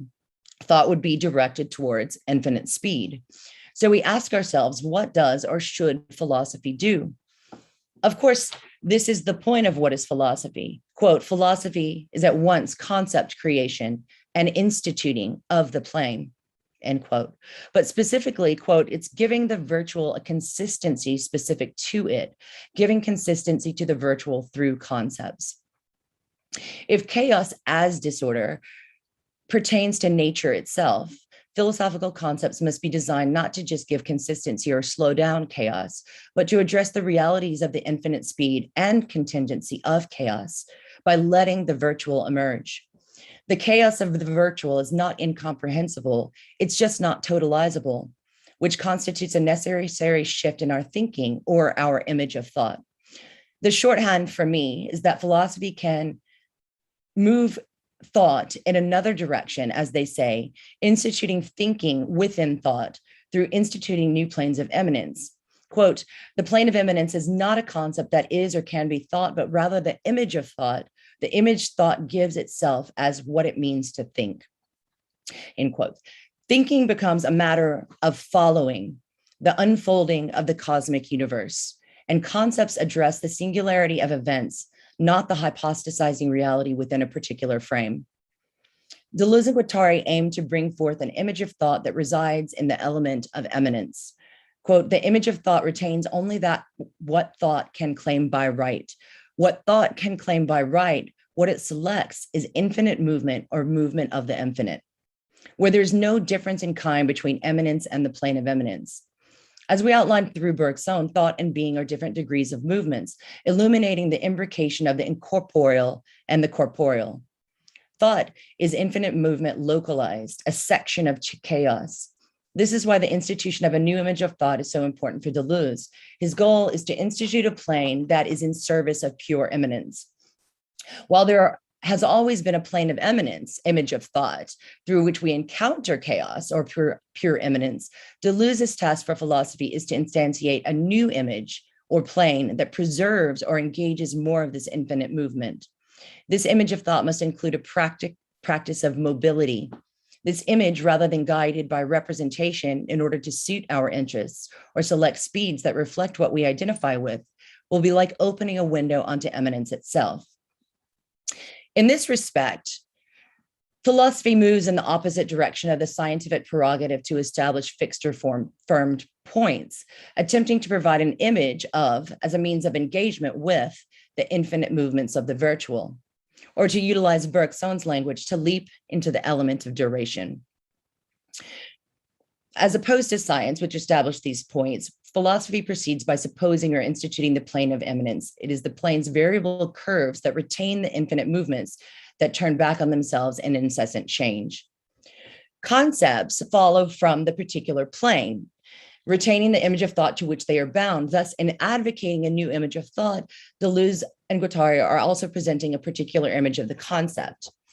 And I'll go through these three very quickly. First, the concept resonates with the image of a sieve. It's a localization and limitation of the infinite. Second, it has the quality of a continuous multiplicity. Concepts are qualitatively continuous. They draw together a heterogeneity rather than eliminating that heterogeneity. And third, concepts, quote, make us aware of new variations and unknown resonances. They carry out unforeseen cutting outs, and they put our individual lives into relation with the durational whole, which our perspectival awareness limits. Quote, since the powers aren't just external things, but permeate each of us, philosophy throws us all into a constant negotiation with and a guerrilla campaign against ourselves. The philosophical concept is meant to transform our way of being and in true Bergsonian form, widen our window onto the virtual. This is not creation of ideas ex nihilo or from the mind, but through engagement with the actual in order to extract virtual events from it. It implies a sort of groping experimentation that entirely acknowledges our embedded and embodied existence, as well as the materialities with which we are entwined. But it's not the same as these material configurations. Deleuze and Guattari situate philosophy's activity as a constant negotiation between the plane of immanence as an impersonal field of ontological dynamism and instituting a plane of immanence as a matter of filtering through a particular image of thought. Thus, Deleuze and Guattari provide an image as incessant of thought, as incessantly in motion and attenuated to virtual potentialities that acknowledges the relational nature that constructing planes of immanence suggests, while also maintaining that the ultimate goal might be to widen the frame of these planes to include more and more of the chaos and indeterminacy that inheres within them. But Deleuze, as Bergson before him, wants us to transform ourselves. So this next section is called Cosmic Artisanry. In 1,000 Plateaus, and this is the final, Deleuze and Guattari characterize the problem for philosophy as, quote, how to consolidate material, make it consistent so that it can, quote, capture the mute and unthinkable forces of the cosmos, end quote. Adding yet again to our task for thinking an image of what is to be thought, to think immanence in terms of cosmic forces. Deleuze insists, and Guattari insists, that immanence must be approached in a particular manner. Quote, the machinic phylum is materiality, natural and artificial, and both simultaneously. It is matter in movement, in flux and variation. Matter is conveyor of singularities and traits of expression. This has obvious consequences, namely, this matter flow can only be followed. The conceptual persona who follows cosmic flows, who is attuned to speeds and slownesses and experiments with different cadences, is the cosmic artisan. Quote, the artisan is the itinerant, the ambulant. To follow the flow of matter is to itinerate and to ambulate, end quote. Deleuze and Guattari describe the artisan as directly engaged with the ontological field of becoming, a bricoleur extraordinaire, constructing planes of immanence and blocks of sensation out of cosmic forces. Cosmic artisans practice a kind of responsive assemblage, finding and liberating heterogeneous flows, which could be likened to the performative quality of jazz improvisation. The artisan follows these flows, evincing a new sensitivity to immanence, where being with is being immersed in the inhuman, chaotic cadences of as yet undetermined, informal potentialities that can be marshaled in order to transform a system. The artisan is a conceptual persona of artisanal anarchic thinking that bridges the gap between the corporeal and the incorporeal, thinking with and in immanence. Linking the cosmic artisan to the idea of diagrammatic thinking provides an image of thought as a mobile practice that retains the two powers of immanence, a sensuous cognitive combination. As it turns out, following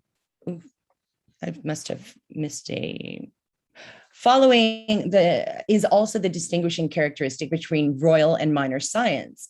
Deleuze and Guattari describe royal science as reproduction, which implies the permanence of a fixed point of view that is external to what is produced, i.e. watching the flow from the bank, Whereas with minor science, quote, one is obliged to follow when one is in search of the singularities of matter, or rather as a material and not out of the discovery of a form. When one engages in continuous variation of variables instead of extracting constants from them. Deleuze's and Guattari's fundamental aim is to provide an image of thought that is suited to thinking incessant movement, paradox, and virtuality. And this seems congruent to dealing with the revelations of the quantum world, which Carlo Rovelli eloquently describes as, quote, a continuous restless swarming of things, a continuous coming to light and disappearance of ephemeral entities, a world of happenings, not of things, a world of relational contingent variables and potentialities rather than substantial molar entities. How do we think that which is imperceptible? How do we think relation and process as the fundamental aspects of reality as opposed to substance and form? How do we think virtual probabilities as opposed to solely identifying the actualized points of manifestation? So to be clear, I don't think that as advocates of Deleuze's scientism would say that what Deleuze and Guattari are doing is just providing a metaphysics to accompany a new physics, the quantum physics, or merely providing philosophical concepts that refer to the ontological reality. They're addressing both the question of what reality or immanence is, but also the problem of how we can think it at all. But it is interesting that the question of how to think that which is unthinkable or unrepresentable becomes an issue for quantum scientists as well. So Richard Feynman, I'm going backwards, famously transformed the way that quantum physics was taught by creating diagrams of probability amplitudes in order to augment the thinking and understanding of that which is both imperceptible and ambiguous about the quantum world. Feynman's method of drawing and plotting or diagramming changed the rules for scientific computing by, quote, using visualization as a means of more fully understanding the probability that some phenomena can happen. This visual thinking is particularly interesting in that it is essentially creating a map of potentiality, a virtual field of outcomes that can be visually figured but are not themselves actual. Feynman knew that to think a general covariant quantum field demanded a huge shift in how we think of the world. It's because the capacities of our brain to, quote, recalculate coordinates and times when we move, it is beyond our capacities of our brains to recalculate coordinates and time when we move at the speed of light, to hold the infinitude of virtual and potential paths of particles as simultaneously real. The point is that to imagine or think these virtual probabilities and strange phenomena is impossible according to standards of strict representationalism, purely logical calculation, and scientific formula. It requires the introduction of affect, image, and I would argue speaks to the necessity of the cosmic artisan's aesthetic sensibility in moving into new deterritorializing areas of discovery and experience. Minor science and cosmic artisanry converge. Artisanal anarchy. I've got one paragraph left. So minor science and cosmic artisanry converge on the anarchic ungroundedness of the plane of constant movement, genesis, and informality. Thinking would be following the unfolding of the cosmic universe in recognition of the always excessive virtuality that it embodies and the imperceptible forces and intensities which animate it. The analogy can only go so far between nomadic science and cosmic artisanry, as diagrammic thinking is not just a method of transcribing the material interactions of quantum relations, but a new image of what thought can do, as imagined through the constant mobile engagement with a world of forces and flows of the cosmic artisan. Cosmic artisans work within the world, moving off the page or canvas to create new worlds, drawing from the technological, the biological, and the ecological and social energetics of desire, a new image of immersive, sensualized thinking, which reverberates back into the image of thought that Deleuze presents as a necessary rejoinder to philosophy. Thank you. Thank you, Dr. Scholz, for this lecture, with lots of interesting reference to the early 20th century philosophy, Bergson, for example, and lots of interesting observations like immanence and transcendence of image and double system of reference, and in a very peculiar ontological context, this whole image theory, and which has become kind of, after the iconic turn, there's a lot of discourse on this in the continent too. So I think now we should move on to this general Q&A. So there are a couple of questions in the chat box. What should I do? Should I read out the question and the speakers can answer? How is it? It anyway starts with one Sybil to Erin.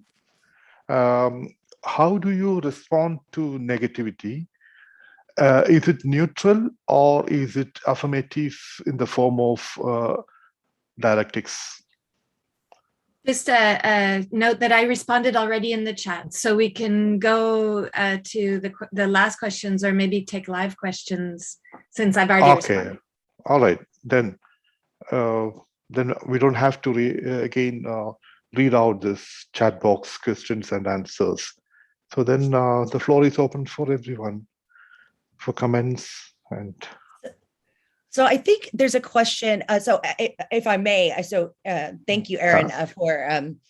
And first, I want to say, I do want to actually say to Erin, I think that I find a lot of coherence between our papers, especially, I mean, in terms of the idea of the following and the sort of sensitivity or attunement that I think that you're absolutely working with and trying to elaborate, and what I think I'm trying to do in a different modality with this sort of conceptual persona of the artisan or the cosmic artisan. And I know that your work also engages with art and the aesthetic. So I was hoping that maybe at some point we could talk about that.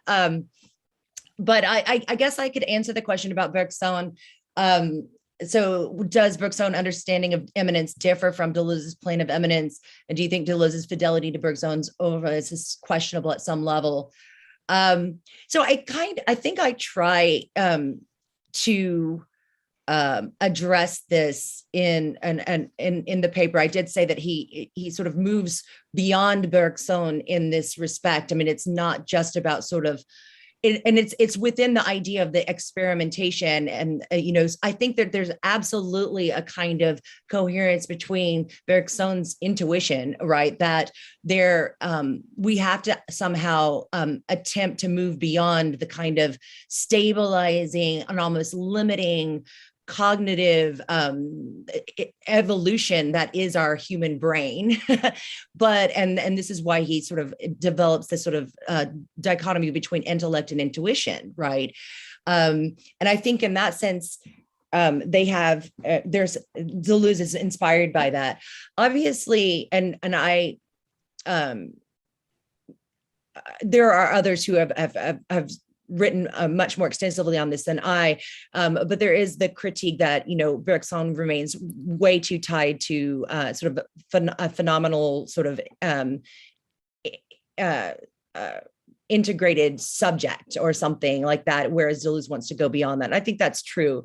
I tend to think, I mean, the way, so I actually wrote on Heidegger and Deleuze. My first book was on Invention of a People, Heidegger and Deleuze. And at the time, people would also say, well, how can you actually, talk about Heidegger and Deleuze? Isn't that problematic on some level? If Deleuze has any kind of loyalty or fidelity to Heidegger, isn't that problematic? And I tend to sort of disregard or sort of reject those kinds of oppositional kind of constructions. I don't think that Deleuze's fidelity or utilization of Bergson is problematic. I don't think that in being inspired by a particular thinker means that you have to or are then committed to all of their philosophical positions or errors or what have you. So no, I don't think that's problematic.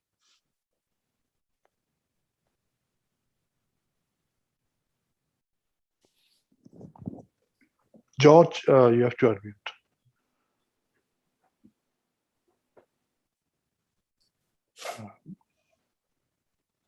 George, you have to unmute. Unmute. George. Yeah.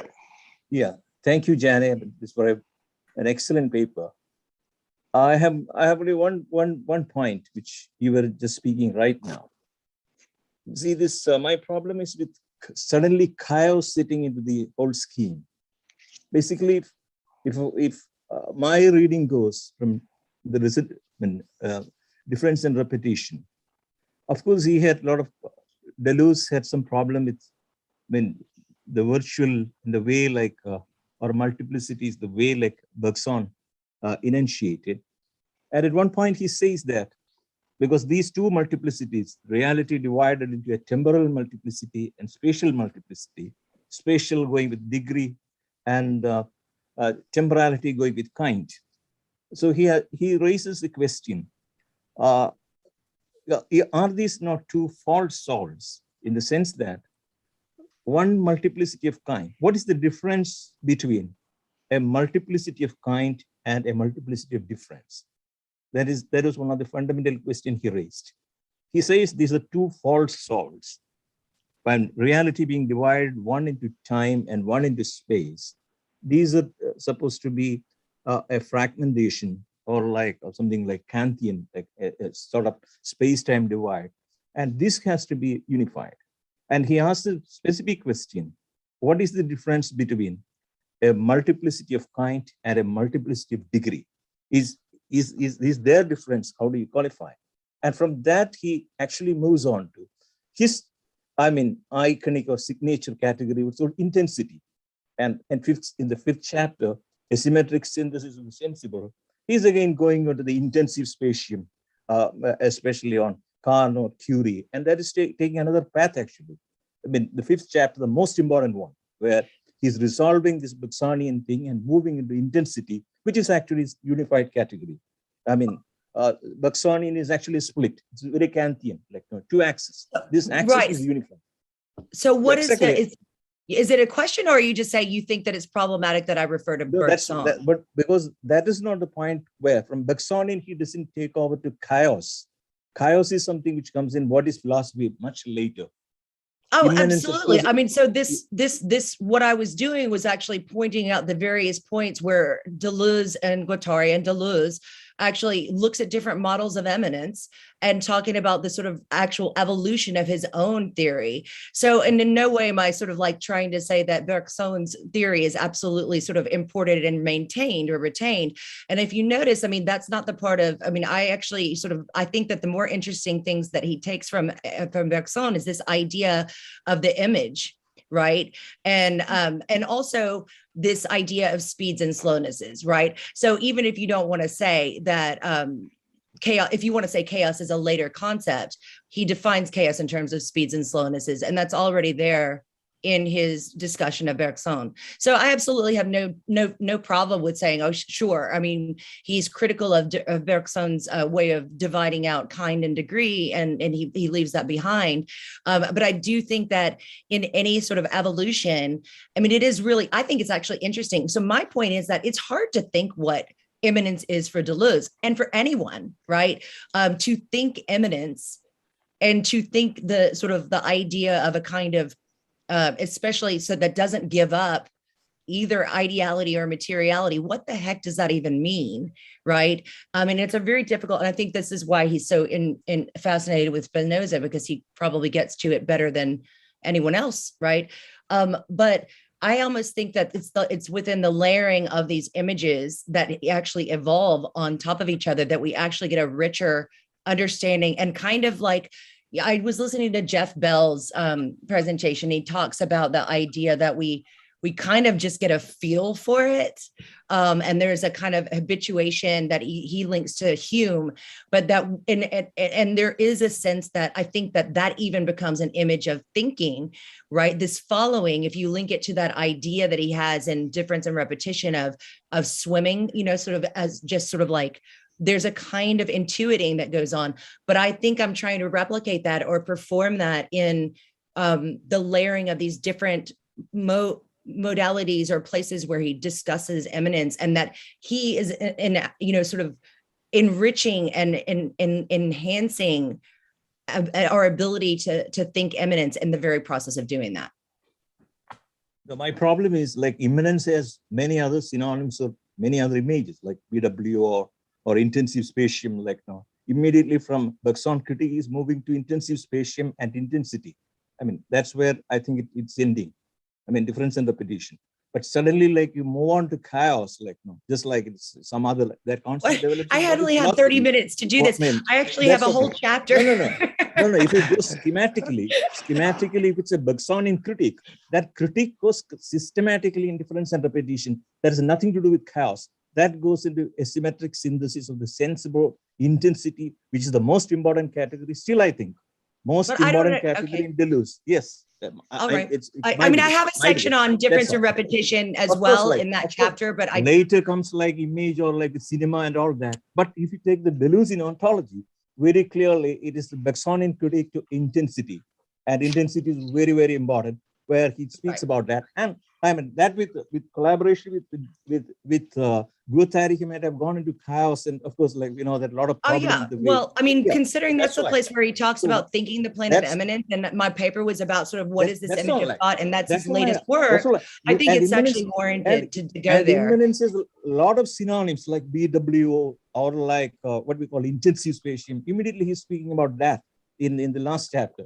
So that's why. I mean, you're talking about difference and repetition, and I'm trying to say that there's an evolution of the thinking. That is absolutely okay. I just said like if you go directly to that from Bergsonian critique, and that's what I want a clarification from you. That's all. Okay. I mean, nothing offensive or like nothing attacking. No, that's fine. That's fine. Thank you for I just pointing out that from the Bergsonian critique, he doesn't directly move into chaos. I don't. Yeah, I agree. Yeah, I agree. That's why you just like immanence chaos. The jump was my problem because the Deleuzian ontology clearly the difference and repetition, the progression is into intensity. And from later book, he might have done so many things with Guattari. But this was the progression. So when you took from Bergsonian critique directly into chaos, that's what I was, chaos, immanence. I think the person asked the question just before me was about that, like is immanence virtual, like are you equating all of that? I think in Deleuze's already, this is slightly different. That's all I tried to point it out. Thank you so much.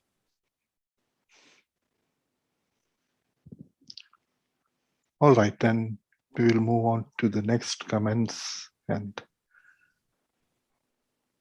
also the speakers can also, like, if they want to, like, ask themselves questions and answer, they can. So extend their observations.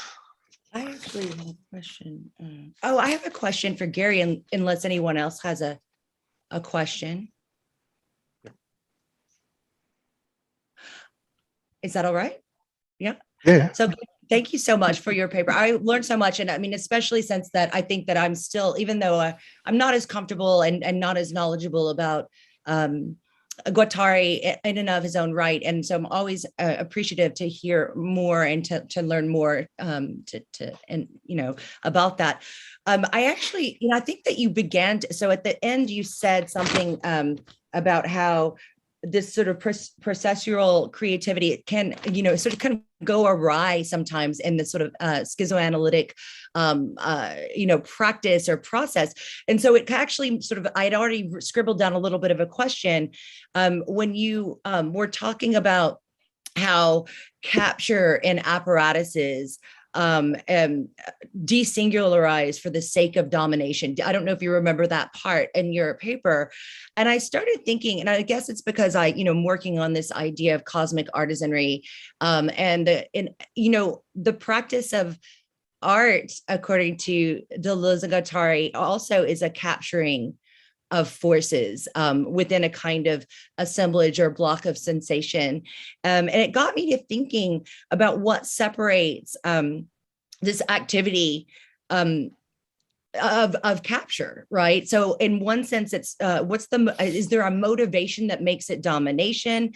Isn't domination also the capture that is domination, isn't it also a creative act? And then does that mean that art also can be a domination?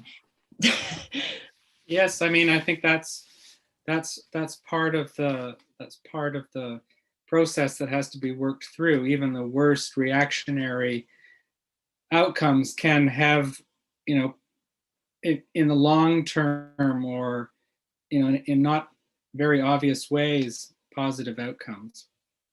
But it's not just, I think where our papers intersect quite nicely is that the question becomes, for Guattari, it's the wagering the risk of halting the process of the manifestation of the virtualities of chaos in points like Zen points, which are congelations, but they're not stopping points. They're not halting points. They're not dominated points. The point at which a fulsome emptiness manifests itself and immediately decays back into nothingness. That is the bird in the cage. You think, oh, it's a caged bird. It's so sad. But oh, look, it's the two of them are together, are taking flight. That's to me, is the apparatus of capture, and the capturing process can together, take flight. And I think that's Guattari's. It's not a solution so much as a remarkable image that makes you rethink the capture of content. So it has to be that rhythm. Or the capture of matter. Mm-hmm. Yeah. So I think that really what happens in the case of the artisan is that the entire piece, the episode, the performance, the sculpture, whatever medium we're talking about, has to be considered not merely as some kind of capture of motion, arrestation of motion, but as a possible together, a new form of flight can take place, a new budding can occur. Yeah, can I add to that in 1 minute? I was fascinated as well with the overlaps, and your diagrams are really powerful, Gary. I just wanted to add to that it seems to me that the schizoanalytic gesture, which is by nature a gesture of capture, the schiz is a cut, and in that sense it redirects, and that redirection is by necessity a cutting off of something and an opening up of something at some level. That it seems to me that the schizoanalytic gesture is the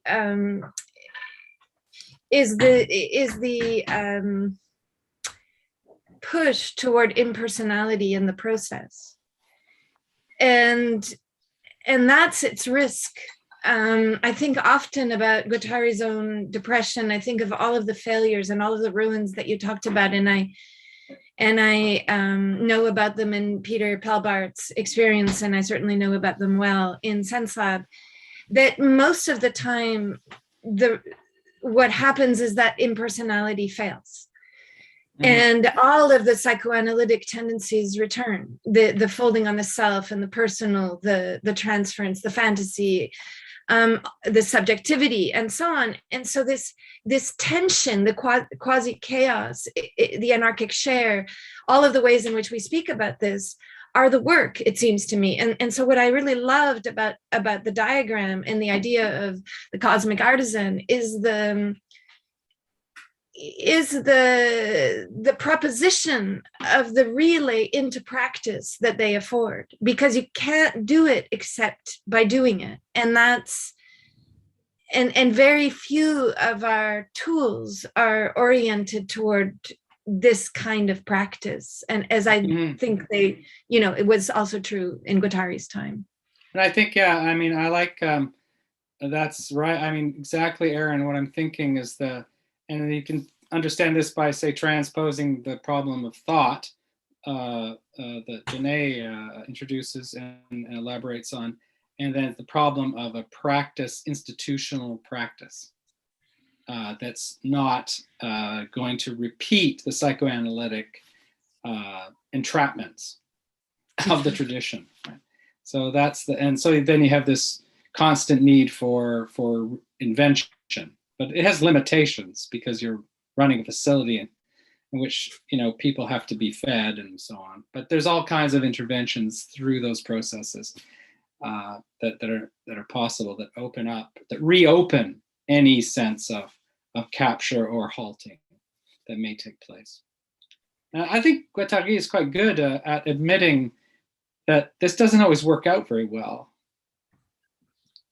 Yeah, and that you do rebound back on some, you know, more contained ideas often.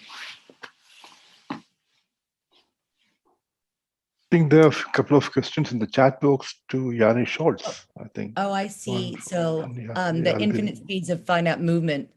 Now, this is a very, I mean, it's difficult stuff to sort of imagine, but what does it have to do with singularity?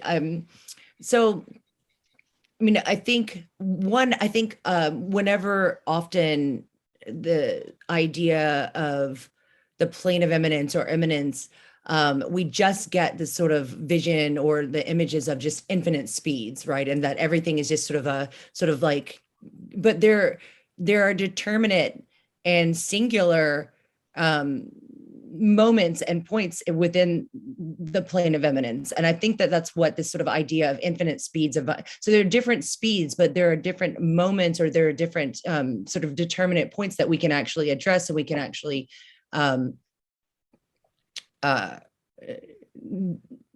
intuit or describe, as you would say. And they have, you know, the point is not to see like the plane of eminence as just sort of homogeneously composed of infinite speed, right? There are different speeds and there are sort of different localizations. And so I would say that the finite movement would be, I would sort of maybe, I don't know if I'm going to get in trouble for talking about spatial concepts, but would consider it kind of a localization or a singularity that we can, that is differentiated from other kinds of speeds. As far as can we think of singularity vis-a-vis indigeneity? I think I don't. I mean, I would have to understand more of what it is that you want or understand that what it is, where it is you're going with that. But I mean, I don't. It's not my area to discuss in, you know, singularity and indigeneity, and I think that maybe.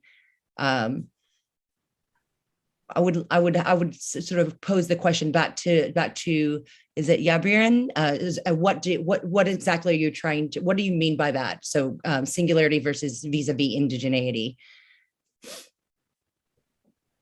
Right. Seems like there's a cat in your room. So I mean, I would think yes. I mean, as just a short end, I would say yes. But I think I'm sort of wondering what you have in mind. And I also think that maybe Erin might be able to answer, because it seems like, you know, the work that she's doing and what you were talking about with this sort of where you're working at these interstices seems to sort of speak to that. Do we still have time, Manoj? Are we doing okay for time? actually, Yeah. It's the end of a long day. I would also be really curious to understand what aspect of indigeneity is being addressed or thought through. I mean, with you, it seems like a very general question. But as I was trying to think, my tendency is always to try to think of examples. You know, what are we talking about when we talk about infinite speeds of finite movements? And I think we have that experience all of the time where the field hasn't resolved into any kind of actualization, but there are inflections of the field that are making a difference. And I think I always have this image in my mind, a schizoanalytic image, which I'm sure Gary knows well, where Guattari is in the psychiatrist's room with a patient and another psychiatrist or another analyst.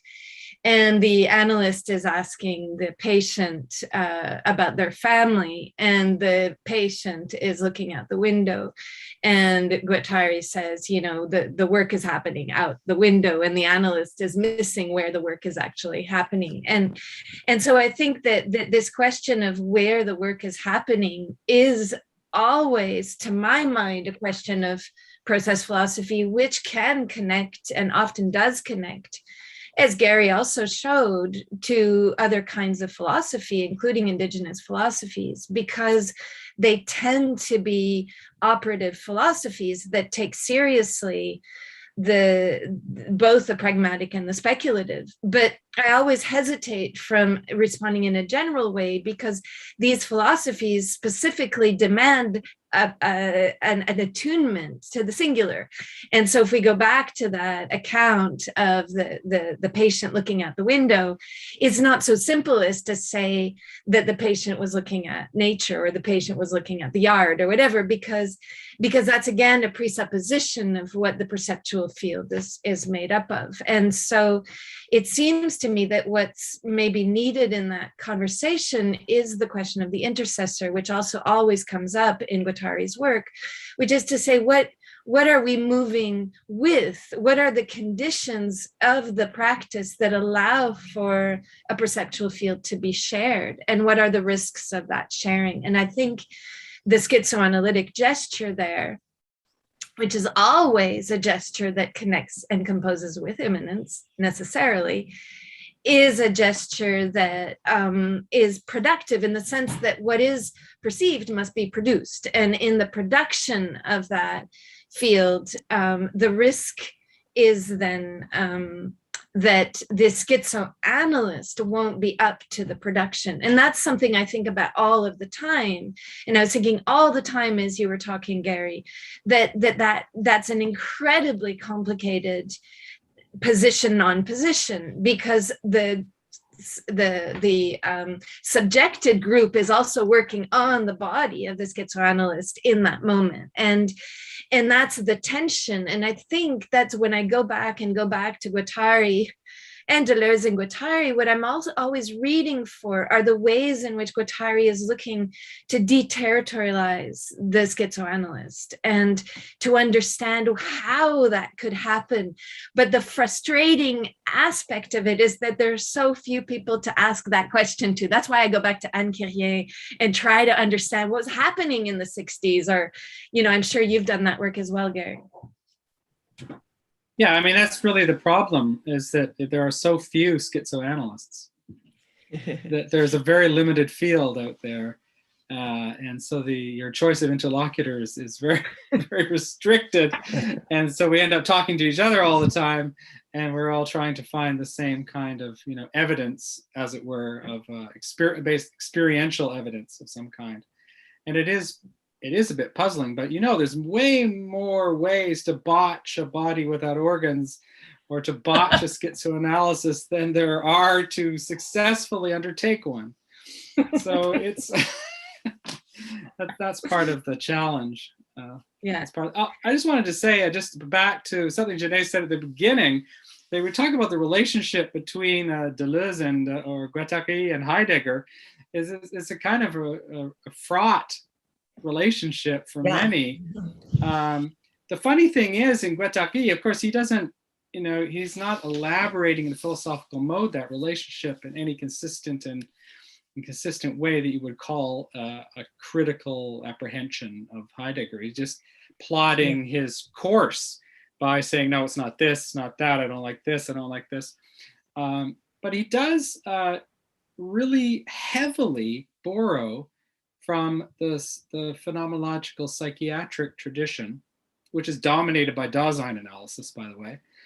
But he doesn't borrow from that dominant trend. He borrows from the minor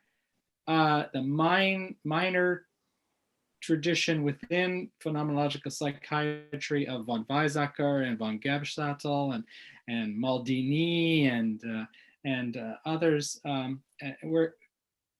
where he's more interested in kind of concepts like pathic apprehension, atmospheric affect, the independence of, the independence of autonomy of affect and those concepts which derive directly from those thinkers. So, I think that's part of the lesson of that relationship, is that it's never direct, at least in Guattari's case, it's never a direct relationship with Heidegger. Even when he's saying, oh, being with a capital B, blah, I don't want that. Or being in nothingness, nope, that's not right either.